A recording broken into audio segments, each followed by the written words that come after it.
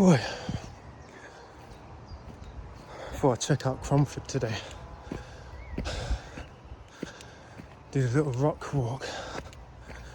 Man, it's steep.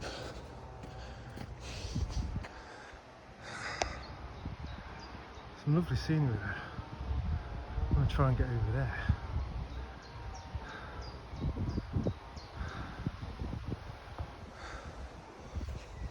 Yes, mate, I'm into my little walks now, big time.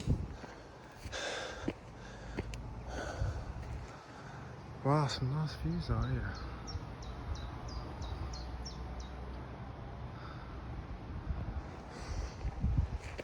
Nice day as well.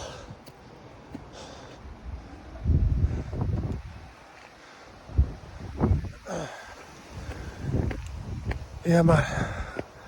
Got the old shorts on. Get a little bit of exercise. Oh, this is high. Yeah, catch some wildlife.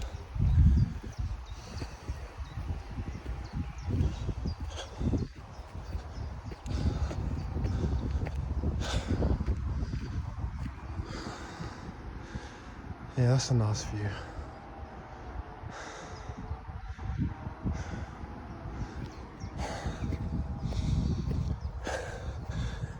Yeah, out and about, mate. Out and about.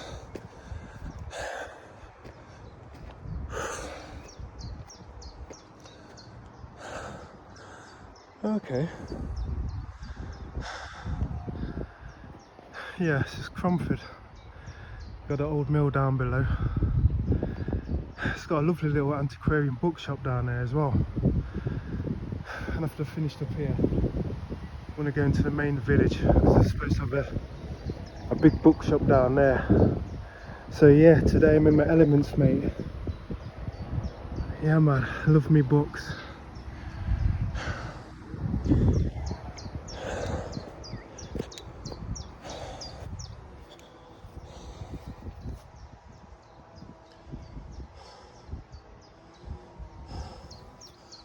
Scarving rock. I don't know what that's over there.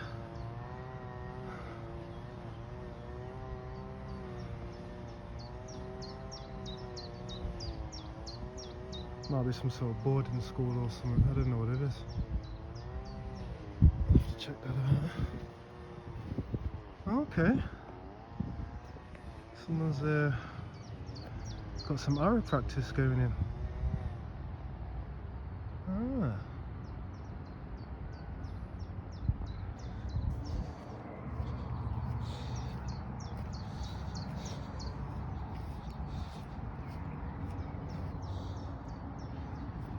It's very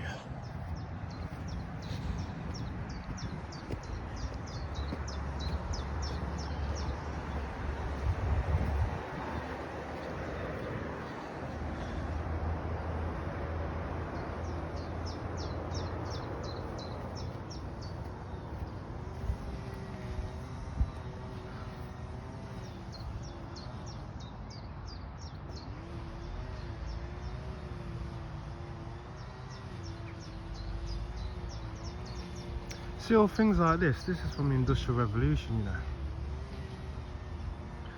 Man, a man's doing the cotton milling. Proper raking it in, men. Raking it in from slavery.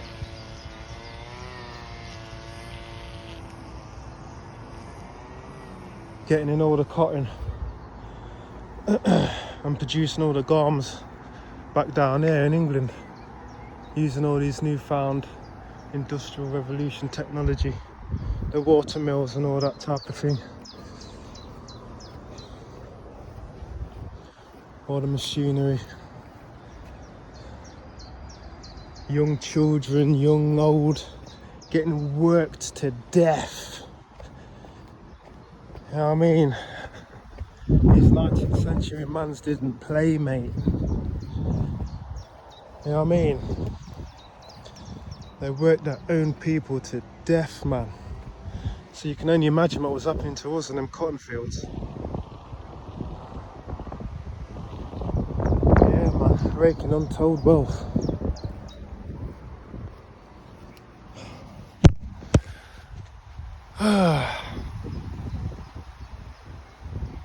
Just chill out now, listen to the birds. Sometimes you just gotta get away, innit?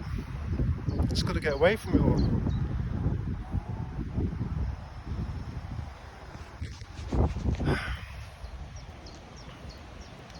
It's beautiful though.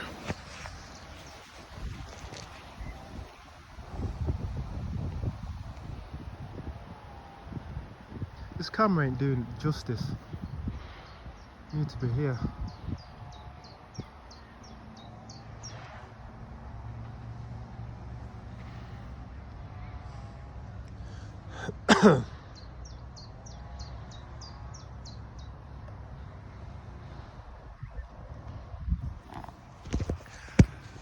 Yeah man, look, I thoroughly recommend getting out into the country. Just going for a walk, man. Just going back into nature.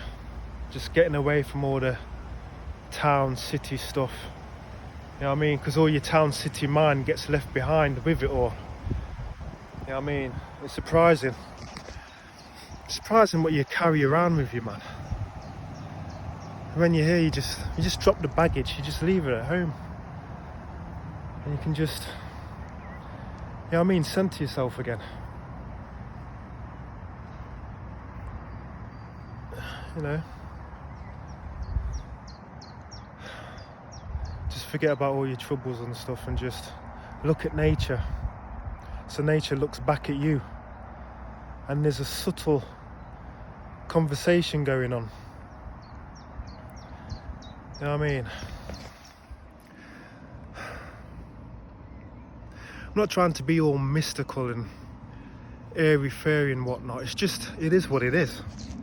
There's a subtle conversation that you'll find is going on between you, your inner self, and your outer self, which is nature. It just settles the waters, so to speak. You know, just searching for gates at the minute. The 112 gates of Shakti's Shiva. Just ways to get through. Just punch through and commune with the Almighty, the essence, grand architect of the universe, Allah, God, Buddha, whatever you want to call it. Labels don't really mean anything to me, to be quite honest. Just doors. You know what I mean? By all means use doors. You know. But sometimes there's wide open entrances where you can just walk through. Nature's one of them. Talking of nature, I've just been bitten by some mosquito, man. It's itching me to death. Yeah. Looking for gates. I'm going to start to do this at night time as well. There's an energy change at night time. You know what I mean? That primal darkness. You find the other part of yourself. It's not scary, it's just the scariest part's yourself. That's the fear that you take in with you, anything to do with darkness anyway. Darkness is just darkness. Light is light. Even light can be too much. Too much light, man, all at once, is too bad as too little. It'll blind you.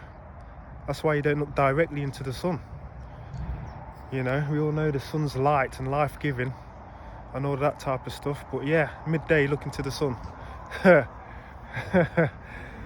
man, see if it don't blind up.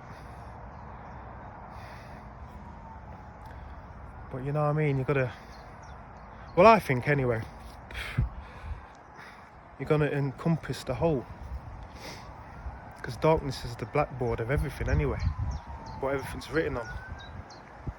Like the symbology of Kali. Hindu symbology is deep, man. I love all symbology anyway. But yeah, Kali, yeah, describes darkness well. The frightening goddess Kali with all the teeth and the blood running down her mouth and the skulls, tramping on the demon. You probably find the demons yourself when you look at it. It's pretty much like my friends was like saying, why do you want to go out in the dark and all of this? But it's pretty much like Star Wars if you're a Star Wars fan. I think it's Empire Strikes Back. When he's got his little backpack on and he's going into the forest. You know what I mean? He's trying to find answers. And yes, he asks Yoda, the little grandmaster of the Jedi, I'm going to find in there. Yoda says, only what you're taking there with you. And obviously when he goes in there, he's conjuring up all of these images. He's frightened to death. And it's just himself. Let me relax my arm. I don't know what I'm putting my arm out there for. But yeah, it's just himself, man. All the fears and whatnot, all the tension that he's taken in there with himself. Into the dark forest. What the hell am I talking about? Forest. Getting my R's and my W's mixed up. Yeah, it's all about self. All of it. It's all about self. It's all about yourself. People, reading, traveling and whatnot. All helps. But ultimately, it's all about yourself. Being alone with yourself. That's the only way you're going to find the answers. You know what I mean? Because it's all about you.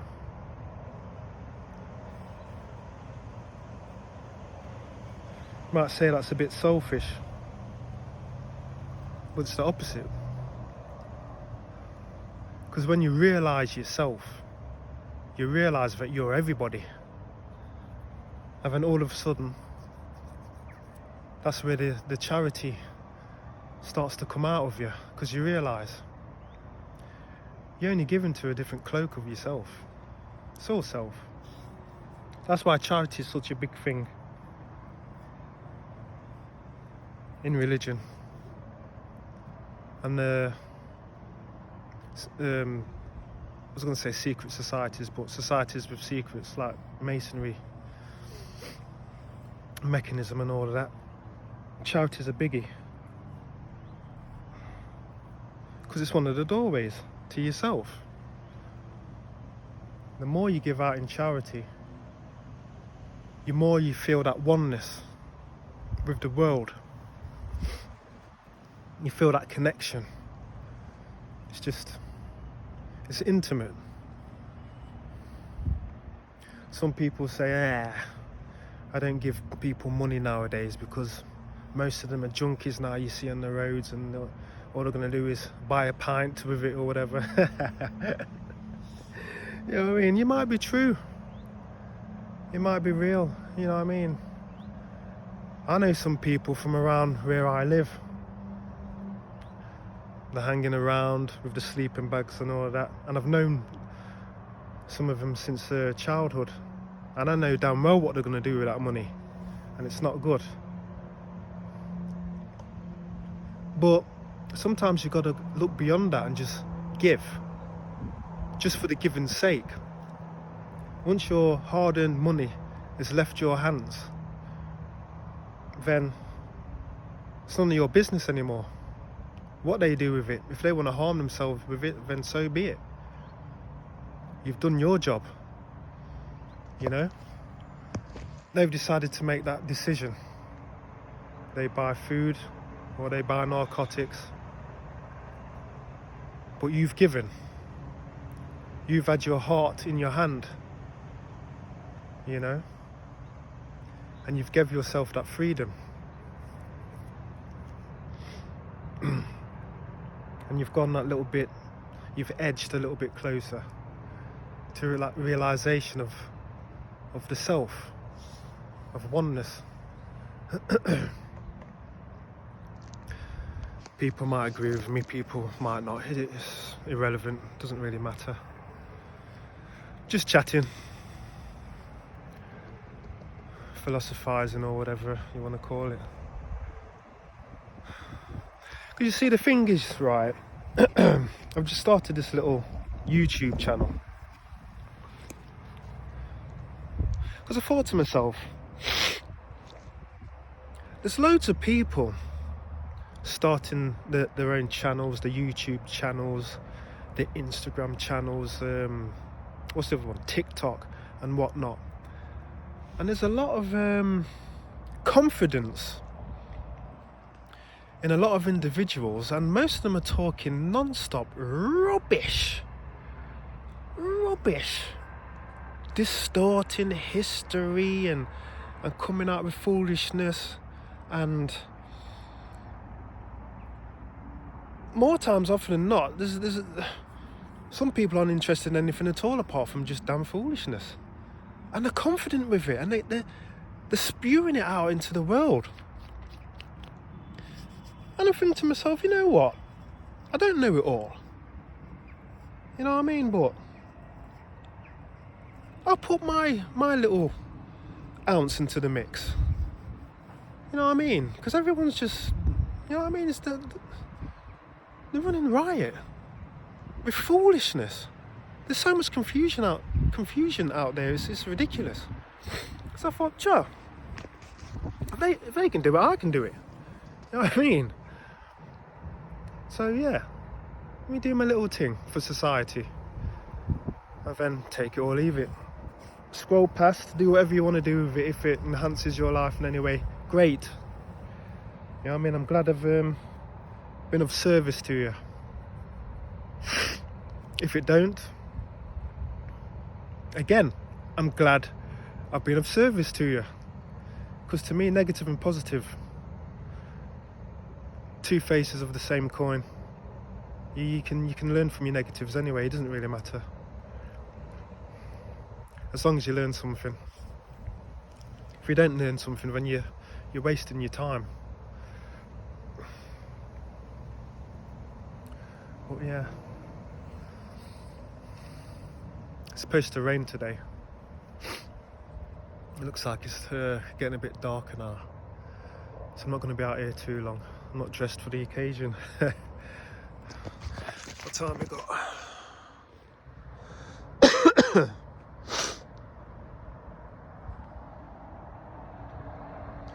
But yeah, it's lovely.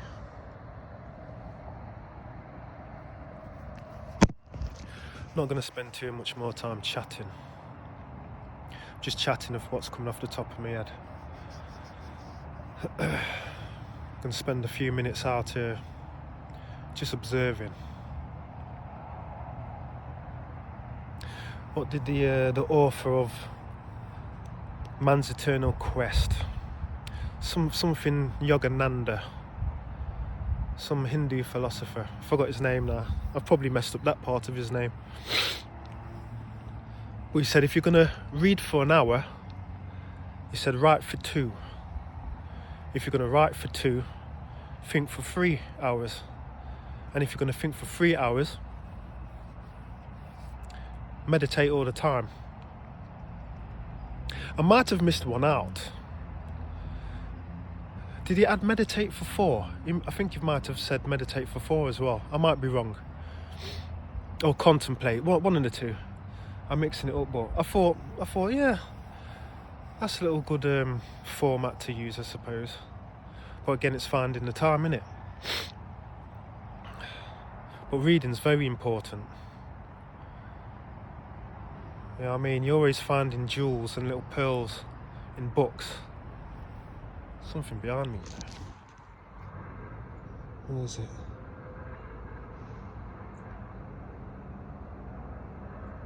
No, it's a big juicy fly making up noise. But yeah, reading's really important, man. You know what I mean? You're always finding jewels. For instance, I was always a bit perplexed with this Byzantine Empire, because I knew that Rome split with Constantine round about, what was it, the 4th century or whatever. Don't know the exact dates, but I know there was, because of what was cracking off, there was 2 emperors, one in the east, one in the western Rome, and it was like carved up type thing.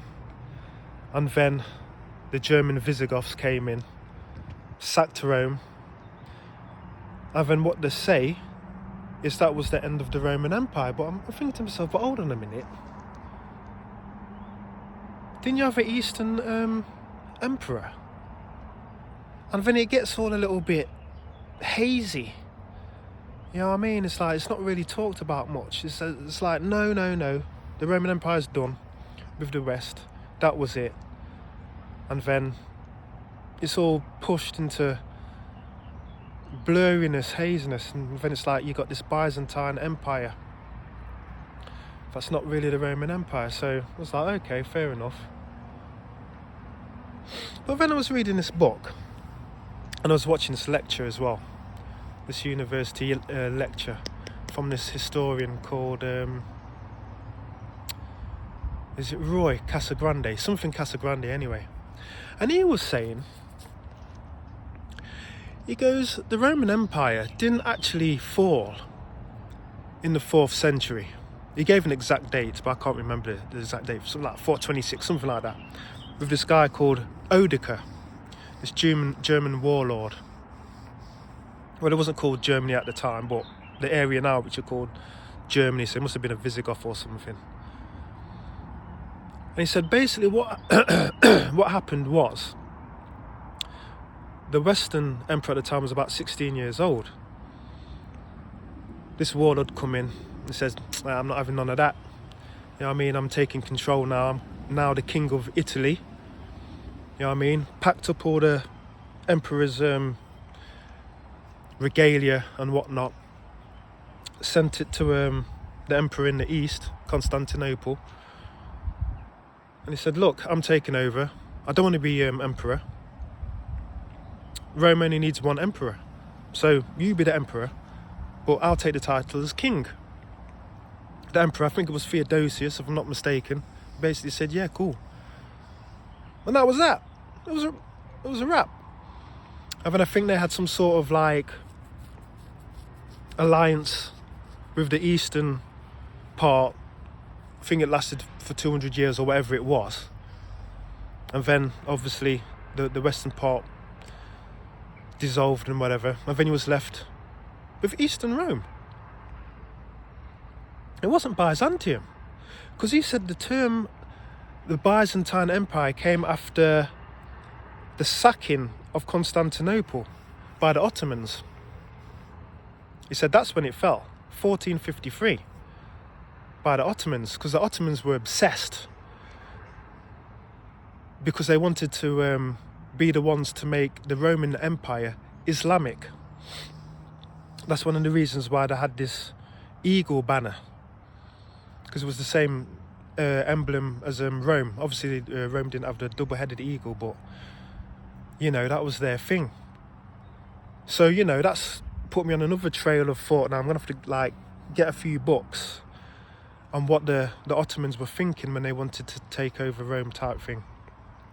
Because I've always wondered as well, in some of the translations of the Quran, because the Arabs themselves called the so-called Byzantine Empire Rome. Obviously in their dialect, Rum, but obviously I'm murdering the Arabic saying of it, but they called it Rome. The Byzantines themselves called themselves Romans. They didn't call themselves Byzantines. There was this German historian, I forgot his name, after the taking over from the Ottomans, he called them Byzantines, because he didn't want it to let be known that the mighty Roman Empire finally fell to an Islamic empire rather than a German one. And then other historians basically copied off him, termed it Byzantine, and then it was called Byzantine ever since. And I thought to myself, there you go then, there's the origin of it. If you repeat something long enough, then it becomes truth. People just take it on and they don't bother digging. So yeah, like we're saying, books, very important to educate yourself. And the more books I read, the more that I realise I know nothing from what there is to know. Nothing.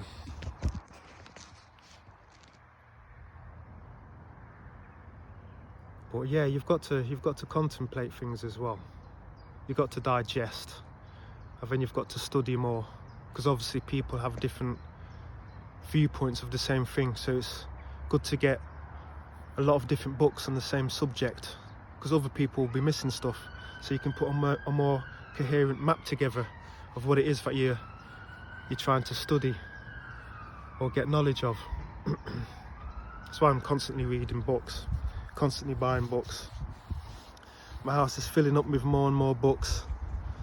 My missus is getting gradually more and more vexed. What are you piling up in the yard with all these books for, man? I'm gonna chuck them away. I'm like, nope, don't do that. You know what I mean? You'll be going out with it.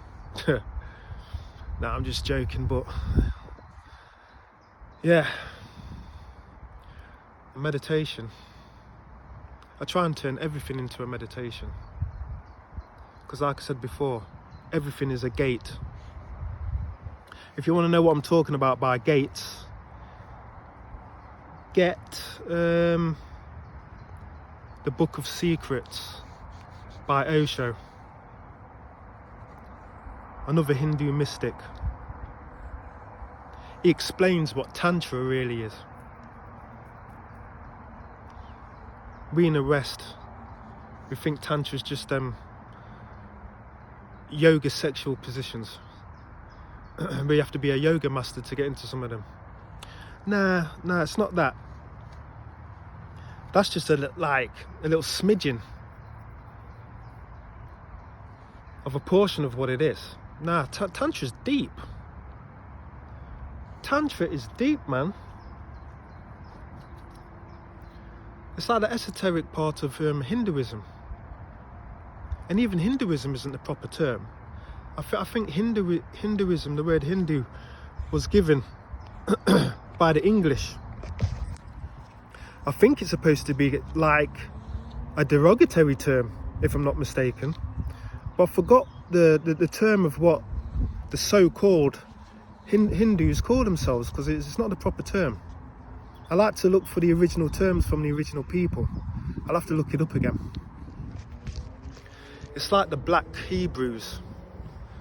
They're termed Falasha. And again, that's supposed to be a derogatory term given from outsiders to them. The scholar, Dr. Ben Yochanan, again, I forgot the original term of what he calls himself and his people, but it's not Falasha. I'm gonna have to look that back up as well. So yeah, I mean, there's always something new to learn, man. Books, read some more. Keep on telling my youth, read, even if it's just 1 page a day, even if you struggle with reading. Because like I did, at first when I left school, I wanted no more to do with books. I read a couple of pages, it gave me a headache because it was so laborious and it taxed me so much. But after I learned, most stuff that was taught to me was a gross embellishment of truth.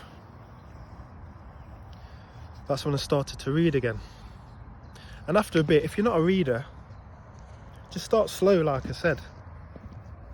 A couple of pages, even if it's a couple of paragraphs, it doesn't matter. At least you're starting somewhere, and your mind's like a muscle. It'll build after a bit, and before you know it, you'll be getting through books. Sometimes within a day. Sometimes there's some days where I've got a book I'll read it from first thing in the morning all the way through into the evening. And sometimes if it's like a 200-page book or something like that, that book will be ate up. It'll be done. You know what I mean? So you just work yourself up, man. It's just mental training. Because you can't get everything from YouTube. Everyone's relying from YouTube too much now. And that little TikTok snippets, which is cool. Use them as a tool. You know, use it as a generalization for something for you to go away and research. You know, it's good to have little like flash, yeah, and this year such and such happened and blah blah blah, and it's like, oh, I didn't know that. Then go away and study it. You know what I mean? Get a book in it, study it in depth, so you really know what it is that the person's talking about. Because like I said, there's a lot of truth mixed with falsehood nowadays, and some people run with it thinking that it's the whole truth. So you have to do your own diligent research and decipherment and just discern it for yourself. Yeah, that's my advice anyway. What time is it? Yeah, it's been about half hour. Yes, I'm gonna go take a little bit of 10 minutes just to soak in the atmosphere, then go back down, go into the village and look for this book shop. I think it's called Scarthin Books. I'll take a little video when I'm down there, have a little look around. I'll be in heaven, book heaven. But yeah, I'm out. Peace.